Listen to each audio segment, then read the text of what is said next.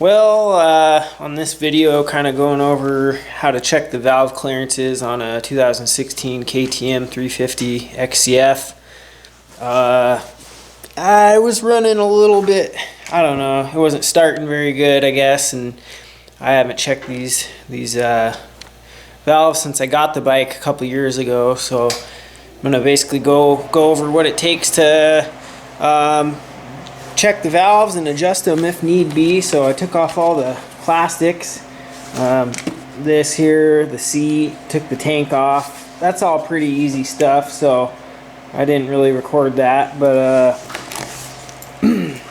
just kind of set them aside over here. It's got the fairing shrouds and then the plastics there and the seat, a couple bolts on those, and then what we're gonna do is take off this valve cover. I think we gotta loosen this, take the spark plug out, probably move some of this stuff, and then check it with the feeler gauge. So I'll try to record it best I can. It's really not too big of a deal to check them. I think if you have to adjust them, it's a little bit harder. I haven't done these, like I said. I've done my Honda a bunch, which is a pain. So hopefully it's a little easier than that one. So this is what I got for a manual. I had to buy it online.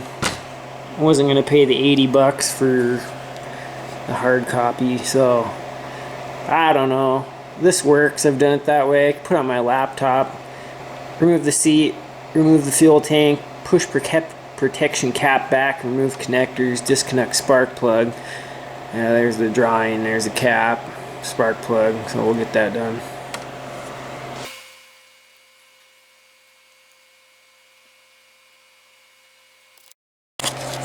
Well, right off the bat, major pain in the ass. I had to get the spark plug out, but there's no room for anything, so it calls for a special tool. Instead of buying a special tool to take the spark plug out, I kind of made my own here. So I took a 9/16 socket and then hooked on a swivel to it, and so I had to feed this part in first and then attach that at a 90-degree angle, and then push it down further and attach this really small extension to it like that. But that wasn't enough. I had to put a piece of rubber hose in there to grab a hold of the spark plug when it came out. So I got it without buying a $45 special tool. That's KTM. Great bikes, kind of hard to work on, especially since they want to sell you a bunch of their special stuff.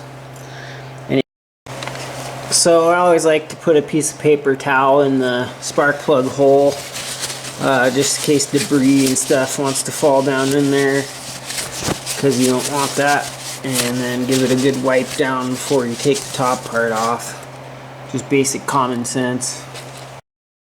Next step is to take these Torx T30s out so we can pivot the radiator forward. I'm assuming that's so you can get the valve cover, and I got this aftermarket fan on here, so hopefully I don't have to remove the whole thing.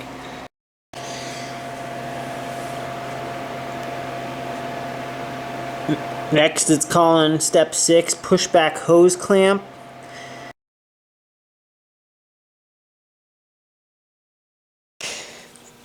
Alright, hose clamps pushed back. Alright, step 7 here is to undo these 3, it calls them screws, but they're pretty sure they're bolts, valve cover bolts. Remove screws. Alright, well the next step is to take this big cap here off and get access to the crankshaft bolt. So it's this it's a 1/2-inch hex head, big Allen. Oh, 9/16, but I bought metric because I'm American and it's standard, but 9/16 works. And then over here, kind of hard to see it, but there's 2 dots here. You got to get them perfectly lined up.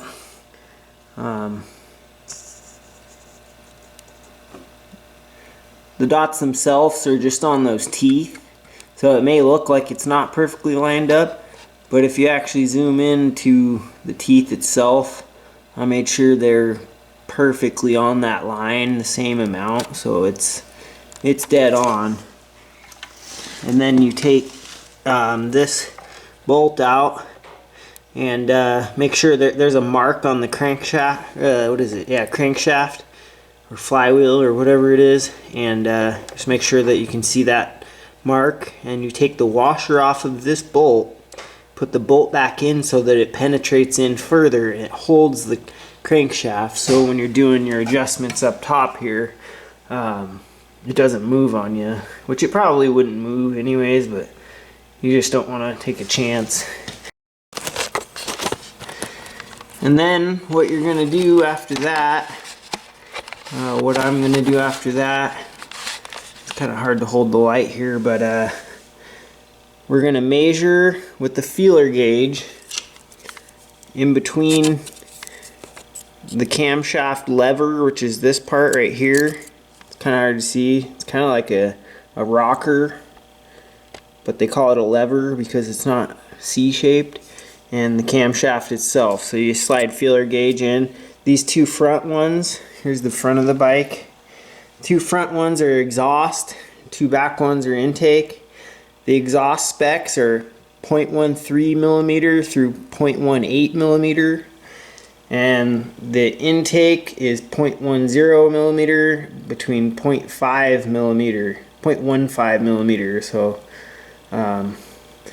you check. You just try. I try the smallest one first, make sure it fits, and then work your way up, and hopefully they're within specs. I'm going to try that now.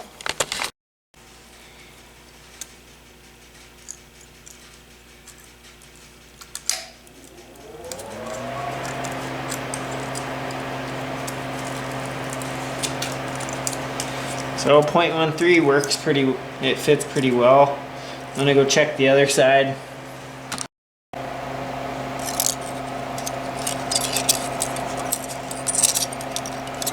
So we're trying this side, and it appears to be too tight at 0.13.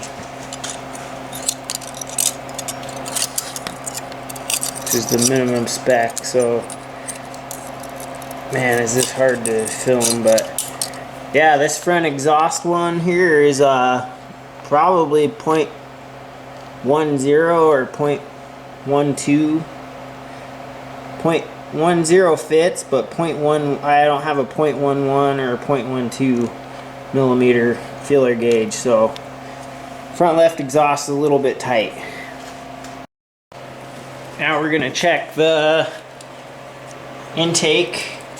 Minimum spec on that is 0.10, so we'll try to sneak this in here and get that measurement. It's a little bit harder.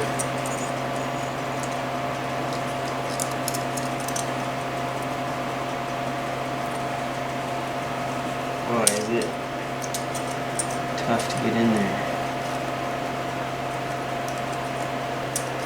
Yeah, so that fits. 0.10 fits on that side. 0.13 doesn't fit, so it's in spec. I don't know exactly. It's probably 0.11 or 0.12. So the only one that's causing problems here is this front right exhaust valve. So we'll have to do a little math to figure out what size shim and bucket to get for that. Basically, the way we're going to do it, we'll have to take the cam chain off and these caps. I always forget the name of them. Cam caps. I don't know. Whatever the hell they're called. Take those off, and we'll get down in there. If you can see, there's a bucket.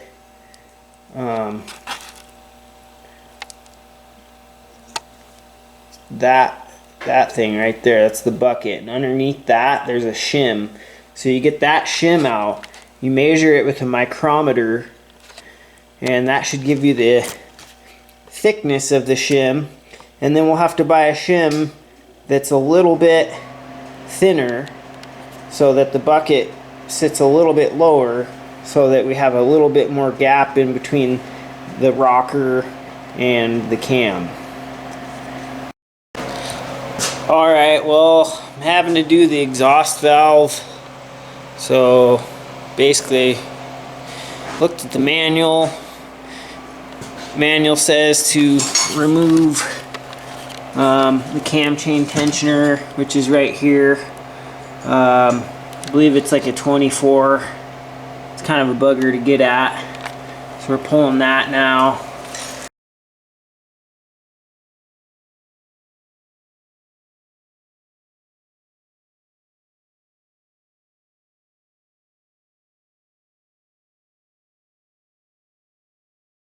Alright, now we take these caps off. They want us to loosen them from the outside in.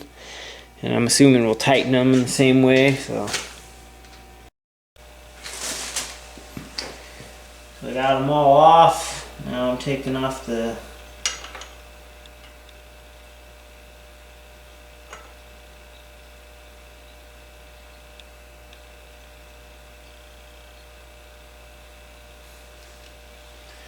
got these dowels in it.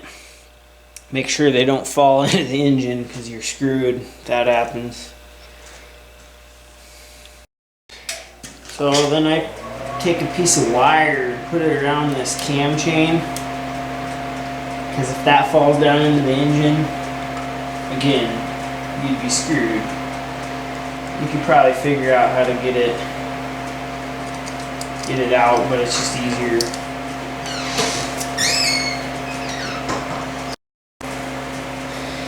Take the cam out. All I need access to is the front one there, so shouldn't have to mess with that one. I'll need to get to that exhaust valve. Alright, so there's the bucket that I need to get access to. Oh wow, it's not a bucket, it's just a shim just sitting there right on top of that thing somehow. Weird. Anyways, I gotta get a smaller shim for that. So, grab that shim with the magnet. Do not let these fall down into the engine, or else you'll have to tear apart the entire engine. Alright, here's my new shim. So I just put a dab of grease either on this or on top of the cam bucket there, and that way it sticks when you go to put it in, because you definitely don't want to lose it. So it's always good to inspect your cam lobes to make sure they're not worn improperly, or make sure there's no grooves in it and whatnot. And I think this thing's an exhaust like a hot start or a exhaust pressure release, whatever, I don't know, something. Pretty sure the way it works is it's a weight that engages on something or another that makes it easier for it to start. So anyways, when you're putting it back together, you got to make sure those dots are lined up like this one was. Basically it's got to go in the same exact way, same tooth, or else your timing will be out. And I think it's an interference motor which could scatter it, so pretty important part. And actually,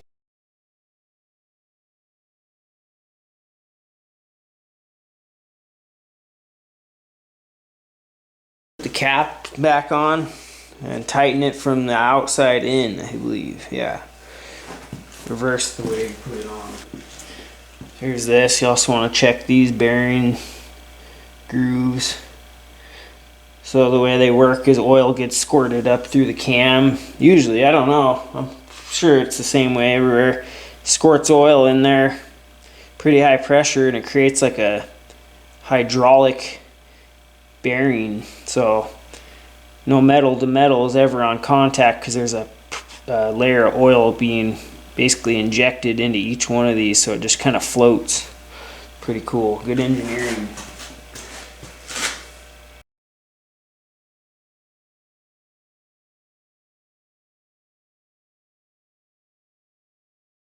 I forgot to mention as well, the way I found the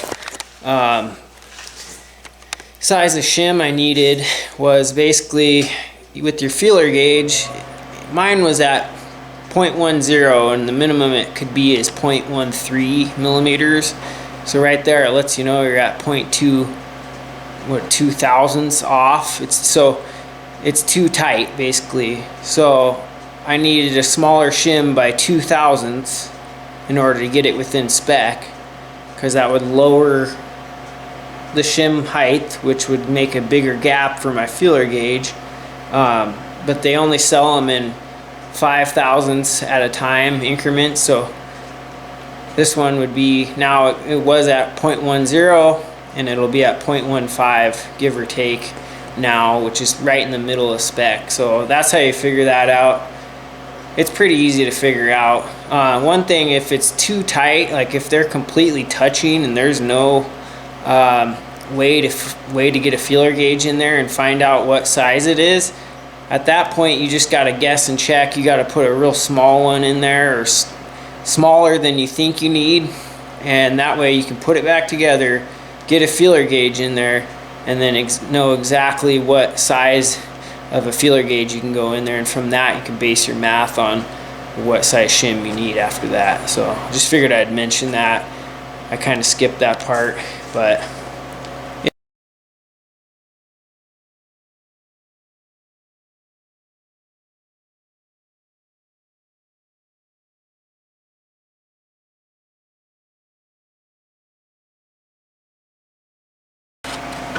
Alright, I got them finger tight, so now I'm going to just kind of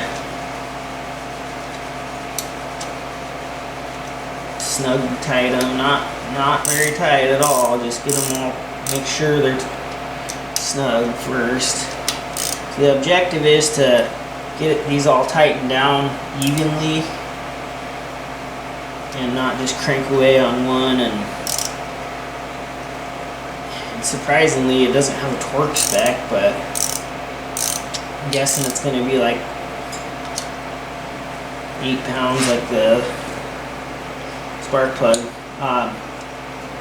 So anyways, now that they're tight, they're finger tight, we'll put this on here and start from the outside in.